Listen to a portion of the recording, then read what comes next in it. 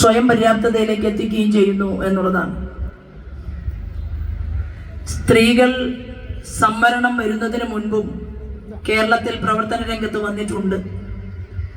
എല്ലാ രാഷ്ട്രീയ പാർട്ടികളിലും സാംസ്കാരിക മേഖലകളിലുമൊക്കെ സ്ത്രീ സാന്നിധ്യം ഉണ്ടായിട്ടുണ്ട്. ഞാനും ബഹുമാനപ്പെട്ട MP-യും ഉൾപ്പെടെയുള്ള കേരള രാഷ്ട്രീയത്തിൽ നേതൃത്വം നൽകുന്ന എല്ലാ രാഷ്ട്രീയക്കാരുടെയും പിറകിൽ കഷ്ടപ്പെടുന്നത്, കഠിനാധ്വാനം ചെയ്യുന്നത് അമ്മയാണ്, അല്ലെങ്കിൽ സഹോദരിമാരാണ്, അല്ലെങ്കിൽ ഭാര്യമാരാണ്.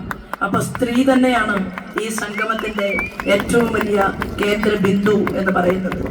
അതുകൊണ്ട് സ്ത്രീക്ക് കൂടുതൽ അംഗീകാരം കിട്ടുന്ന ഒരു കാലഘട്ടത്തിലൂടെ നമ്മൾ മുന്നോട്ട് പോകുമ്പോൾ സംവരണം ഉണ്ടെങ്കിലും ഇല്ലെങ്കിലും എനിക്ക് സംഘടനയുടെ നേതൃത്വത്തിനോടുള്ള ഒരു അഭ്യർത്ഥന എന്ന് പറയുന്നത്, കുറേ സ്ത്രീകൾ രാഷ്ട്രീയ രംഗത്തേക്ക് കടന്നു വരട്ടെ.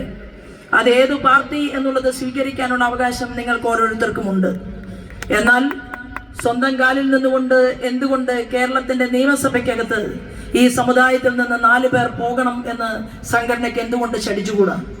അങ്ങനെ പോകണം എന്നുണ്ടെങ്കിൽ എന്ത് വേണം? പ്രാദേശിക തലത്തിൽ സംഘടനയ്ക്ക് നിയോഗിക്കപ്പെട്ട ആളുകൾ തെരഞ്ഞെടുപ്പിൽ സ്ഥാനാർത്ഥികളാവണം. ആ സ്ഥാനാർത്ഥികൾ ജനങ്ങൾക്കിടയിൽ, ആ പ്രദേശത്ത് ഒരു ഗ്രാമത്തിൽ ഒരു സ്ത്രീ സഹോദരി ഉണ്ടെങ്കിൽ അവിടെ വന്ന് വണ്ടി ഇറങ്ങിക്കൊണ്ട് ആ നാട്ടിൽ ഒരു വീട് അന്വേഷിച്ചു വരുന്ന ഒരാൾക്ക് ഈ സമുദായത്തിനകത്തുള്ള രാഷ്ട്രീയ പ്രവർത്തകയായിട്ടുള്ള സ്ത്രീയെ ആയിരിക്കണം താരം. അവിടെ വരുമ്പോൾ പറയണം, ഇത് ലതികയുടെ സ്ഥലമാണ്, അല്ലെങ്കിൽ ഇത് മറ്റൊരാളുടെ പേര് ഞാൻ പറയുന്നില്ല, ഇത് രമണി ചേച്ചിയുടെ സ്ഥലമാണ് എന്ന് പറയുന്ന രീതിയിൽ ഓരോ സ്ഥലങ്ങളിലും സ്ത്രീകളുടെ നാമങ്ങളാൽ പൂരിതമാകട്ടെ എന്ന് ഞാൻ ആഗ്രഹിക്കുകയാണ്.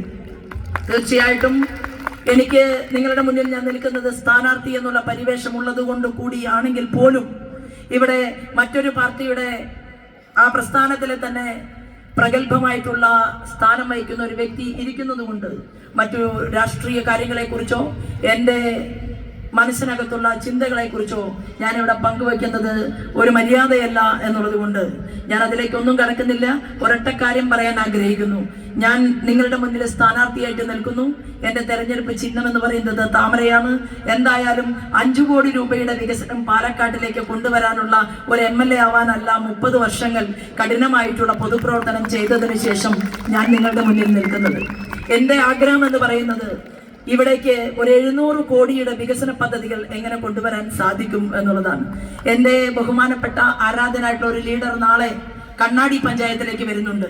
ഈ സമുദായത്തിന്റെ സംഘടനയിലെ നേതൃത്വം പറയുന്നത് പോലെ അവർ കർഷകരുടെ ആത്മാഭിമാനത്തെ സംരക്ഷിക്കാൻ ആവശ്യമായ രീതിയിൽ ചിന്തകൾ ഒരുക്കിക്കാൻ വേണ്ടി അദ്ദേഹം കാർഷിക അഗ്രികൾച്ചർ സെക്ടറിന്റെ ക്യാബിനറ്റിന്റെ വലിയ മന്ത്രിയാണ്, ക്യാബിനറ്റ് മിനിസ്റ്ററാണ്. അദ്ദേഹം മധ്യപ്രദേശുകാരനായിരുന്നു ആണ്. എന്നാൽ ഇന്ന് കാർഷിക വകുപ്പിന്റെ ക്യാബിനറ്റ് മിനിസ്റ്റർ എന്നുള്ള രീതിയിൽ അദ്ദേഹം പാലക്കാട്ടേക്ക് വരുന്നുണ്ട്. എൻ്റെ ഈ സമുദായ സംഘടനയിലെ സഹോദരന്മാരെ ഞാനത് അറിയിക്കുകയാണ്. നാളെ 10:30 മണിക്കാണ് അദ്ദേഹം ഇവിടേക്ക് വരുന്നത്. അപ്പൊ തീർച്ചയായിട്ടും സംഘടനയ്ക്ക് കർഷകരുമായി ബന്ധപ്പെട്ടുകൊണ്ട് എന്തെങ്കിലും നിവേദനം നൽകാനുണ്ടെങ്കിൽ നിങ്ങളുടെ മീഡിയേറ്ററായിട്ട് ശോഭയുണ്ടാകും.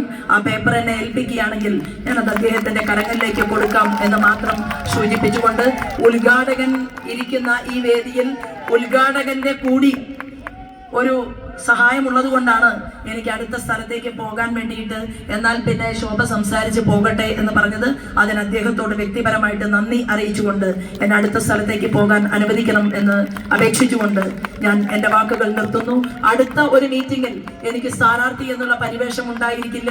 വേറൊരു മീറ്റിംഗിൽ എന്നെ വിളിച്ചു കഴിഞ്ഞാൽ ഞാൻ വെടുപ്പായിട്ട് കാര്യങ്ങളൊക്കെ പറയാം എന്ന് പറഞ്ഞുകൊണ്ട് എന്നെ കേട്ടതിനും കണ്ടതിനും എനിക്ക് സ്നേഹം നൽകിയതിനും നിങ്ങൾക്ക് ഹൃദയപൂർവ്വം നന്ദി അറിയിച്ചുകൊണ്ട് ഞാൻ വിടവാങ്ങുന്നു. വന്ദേ മാതരം.